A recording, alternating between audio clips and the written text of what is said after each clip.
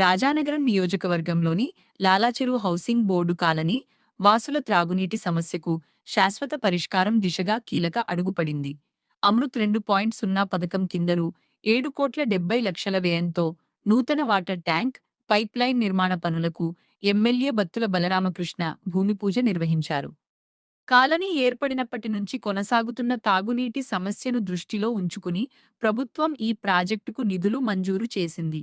ప్రతి ఇంటి సురక్షితమైన త్రాగునీరు అందేలా పనులను నాణ్యతతో వేగంగా పూర్తి చేస్తామని ఎమ్మెల్యే తెలిపారు.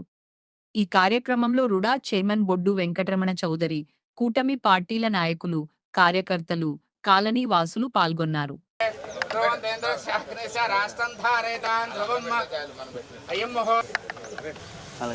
ఓం వాషధయ సమున్నతే సోమేన సహరాజ్ఞా యస్మై కరతి బ్రాహ్మణ సగంరాజం మారయామసే ఓస్తు పేసహ ఆత్మయచ్చదో ఆత్మహార సమంతరభవః ధర్మతే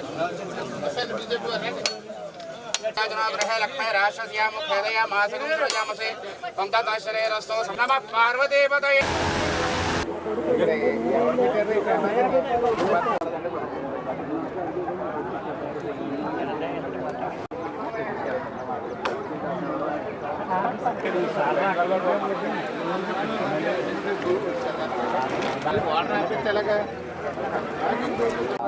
వర్క్లో ఉన్నారు 7,70,00,000 ఎక్కడ ఒక ప్రాంతానికి మంచినీళ్ళ కింద ఇచ్చింది లేదు. అక్కడ 195 కోట్లు సగం మందే రాజానగరం మొత్తం మండలం ఇలా రాజనగరం నుంచి ఇలా నిడిగట్ల గాడాలో కూడా పూర్తి చేస్తున్నారు. ఏమే ఆరి వయసుడు. అందరికీ నమస్కారం. రాష్ట్రంలో ఒక మంచి సుపరిపాలన గౌరవ ముఖ్యమంత్రి నారా చంద్రబాబు నాయుడు గారు, గౌరవ ఉప ముఖ్యమంత్రి శ్రీ కొణిదెల పవన్ కళ్యాణ్ గారు అద్భుతమైనటువంటి సుపరిపాలన ప్రజలందరికీ కూడా అందజేస్తున్నారు. అందులో భాగంగా రాజానగరం నియోజకవర్గం ఈ యొక్క హౌసింగ్ బోర్డులో మనం చూసుకున్నట్లయితే హౌసింగ్ బోర్డు పుట్టిన దగ్గర నుంచి కూడా తాగునీరు లేక నరకం చూస్తున్నటువంటి ప్రజలు యొక్క కష్టాలు పూర్తిగా విని ఎలక్షన్ ముందు ఖచ్చితంగా మీ అందరికీ కూడా తాగునీరుని అందజేస్తామని చెప్పి మాట ఇవ్వడం జరిగింది. అదేవిధంగా ఈ హౌసింగ్ బోర్డులో పలు సమస్యలను కూడా పరిష్కరిస్తారని చెప్పాం. ఏదైతే తాగునీటి సమస్య పరిష్కరిస్తామని చెప్పామో మధ్యలో తాగునీటి కోసం వచ్చిన ఇబ్బందులన్నీ పరిష్కరించడం కోసం అత్యవసర పరిస్థితుల్లో వాటర్ ట్యాంకుల ద్వారా కూడా మనం వాటర్ని సప్లై చేయడం జరిగింది. అలాగే ఇప్పుడు వరకు కూడా 3 బోర్లు కొత్త బోర్లు కూడా వేయడం జరిగింది. ఎప్పుడూ కూడా ప్రజలకు ఇబ్బందులు రాకుండా ప్రయత్నాలు చేస్తూనే ఉన్నాం. దాన్ని అప్పటికప్పుడు పరిష్కారం మాత్రం తాత్కాలికంగా చేయగలుగుతున్నాం. అలా కాదు, శాశ్వత పరిష్కారం చేయాలి. తాగునీటి సమస్య సంపూర్ణంగా కంప్లీట్గా గోదావరి జలాలతో ఈ యొక్క హౌసింగ్ బోర్డు అంతా కూడా అభివృద్ధి చెందాలి. గోదావరి నీళ్ళు మాత్రమే తాగడానికి ఇలా వాడుకోవడానికి కూడా పూర్తి స్థాయిలో ఇవ్వాలని చెప్పి మొదటి నుంచి ప్రయత్నం చేసాం. ఈ రోజున అది ఫలించి 7,70,00,000 రూపాయలు ఒక హౌసింగ్ బోర్డు నిమిత్తం ఈ యొక్క స్పిన్నింగ్ మిల్ కాలనీ 1, 2కి సరిపడగా 7,70,00,000 రూపాయలతో ఈ యొక్క తాగునీరుకి ఈరోజు శంకుస్థాపన చేయడం జరిగింది. 7,70,00,000 రూపాయల నిధులతో ఖచ్చితంగా రాబోయే సంవత్సరం లోపల పూర్తి స్థాయిలో వర్కులన్నీ కంప్లీట్ చేసి ప్రతి ఇంటికి కూడా ట్యాప్ ద్వారా ఇంట్లోకే ట్యాప్ ఇచ్చే విధంగా చర్యలు తీసుకుని గోదావరి జలాలతో ఈ యొక్క శాశ్వతంగా హౌసింగ్ బోర్డులో తాగునీటి సమస్య లేకుండా రాబోయే 30 ఏళ్ల వరకు పరిష్కరిస్తున్నాం.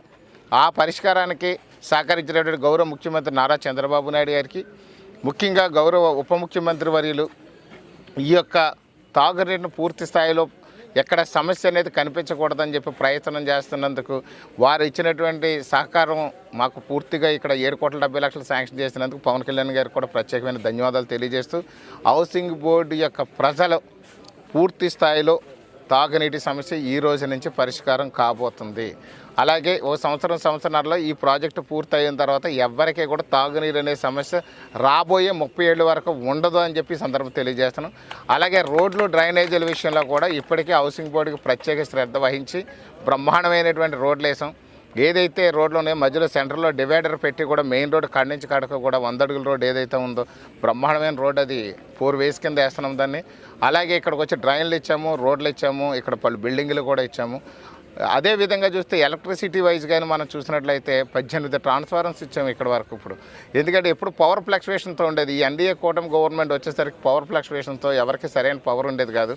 పవర్ సమస్యలు లేకుండా ఉండడం కోసం ఈ యొక్క 18 ట్రాన్స్ఫార్మర్స్ ఇచ్చి వీళ్ళందరికీ కూడా ఈ యొక్క కరెంట్లో ఇబ్బందులు లేకుండా కూడా చేయగలిగాం.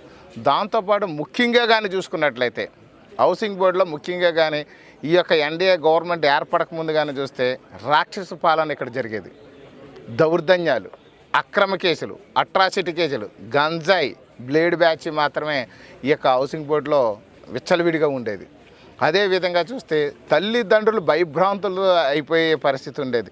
పిల్లలు బయటకు వెళ్తే వస్తారా రారా, పిల్లలు బయటకు వెళ్తే ఏమైపోతారో అనే భయంతో ఒక పక్కన ఉంటే, ఇక్కడ స్థానికంగా ఉన్నటువంటి ఆ వైసీపీ నాయకులు కూడా కేసులు పెట్టి అట్రాసిటీ కేసులు కానీ అక్రమ కేసులు కానీ పెట్టి జైల్లో పెట్టించడం, వాళ్ళకి అసలు ఉద్యోగ అవకాశాలు కూడా రాకుండా చేయడం, వాళ్ళ యొక్క యువత యొక్క భవిష్యత్తుని నాశనం చేసేసినటువంటి పరిస్థితి గత ప్రభుత్వ హయాంలో ఉంటే, ఈ యొక్క ఎన్డీఏ కూటమి ప్రభుత్వం రాగానే వాటి మీద ఉక్కుపాదం పెట్టి ఈ యొక్క లా అండ్ ఆర్డర్ పూర్తి స్థాయిలో కంట్రోల్ చేసుకుని ఇక్కడ బ్లేడ్ బ్యాచ్ ప్రాబ్లమ్స్ లేకుండా ఎన్డీఏ ప్రభుత్వం సక్సెస్ అయింది.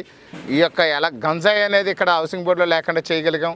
దాంతోపాటు ఎవరి మీద అక్రమ కేసులు లేవు, అట్రాసిటీ కేసులు లేవు.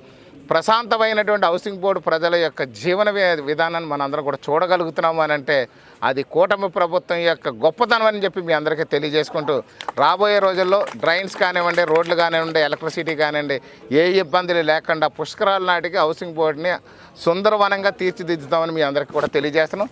దాంతోపాటు మరొక విషయం ఏంటంటే, ఏదైతే కొంతమంది ఎక్కువ మంది ఈ యొక్క చుట్టుపక్కల ప్రాంతాల నుంచి ఇక్కడికి వచ్చి వలస వచ్చి ఇక్కడ ఇళ్లలో అద్దెలుకుంటూ 25-30 ఏళ్ళుగా ఇక్కడే స్థిరపడిపోయినట్టు ప్రజలు ఎక్కువ మంది ఉన్నారు.